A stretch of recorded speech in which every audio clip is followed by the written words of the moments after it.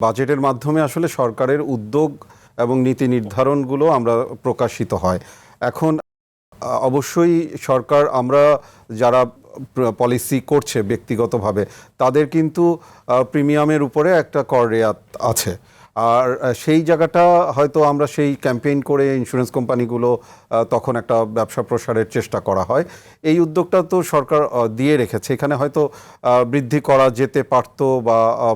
পরিমাণ কম বেশি যাই হোক না কেন, আলটিমেটলি এই খাতকে অগ্রগতি করার ক্ষেত্রে সরকারের আসলে আমরা কোনো নির্দেশনা দেখতে পাই না যাতে করে প্রতিষ্ঠানগুলো এনকারেজড হবে। কারণ কি, যেই কথাটা আসছে যে সেক্টরটা সম্পর্কে মানুষের নেতিবাচক যেই ধারণাটা আছে সেটাকে দূর করতে হবে। এখন দূর করতে গেলে কি করণীয়, সেই জায়গাগুলো যদি সরকার নজর দিত, যেটা আমরা দাবির ক্ষেত্রে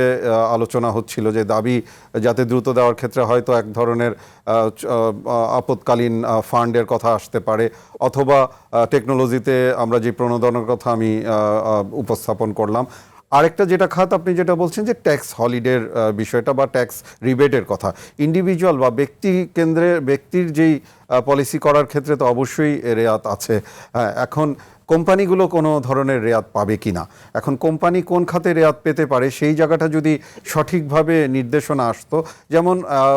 যদি এমন হতো যে যেই কৃষি বিমার ক্ষেত্রে বা কৃষি বিমার প্রসারের ক্ষেত্রে কোম্পানিগুলো যদি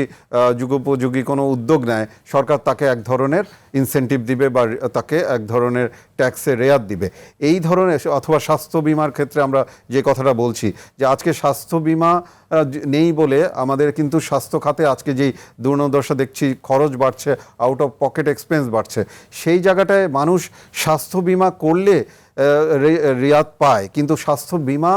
করে টাকা পাবে কি না বা এই যে এক ধরনের অনাস্থার জায়গা, সেটা দূরীভূত না হলে কিন্তু আপনি যতই রেয়াত দেন বা মানে ট্যাক্সের ক্ষেত্রে আমাদের প্রণোদনা দেন, তাতে কিন্তু আসলে বিষয়টা মানুষের কাছে সেই আস্থার জায়গাটা তৈরি হবে না। এটা একটা সামগ্রিকভাবে কর্মসূচি নেওয়া প্রয়োজন। তবে হ্যাঁ, সরকারের এখন যে উদ্যোগগুলো এসছে,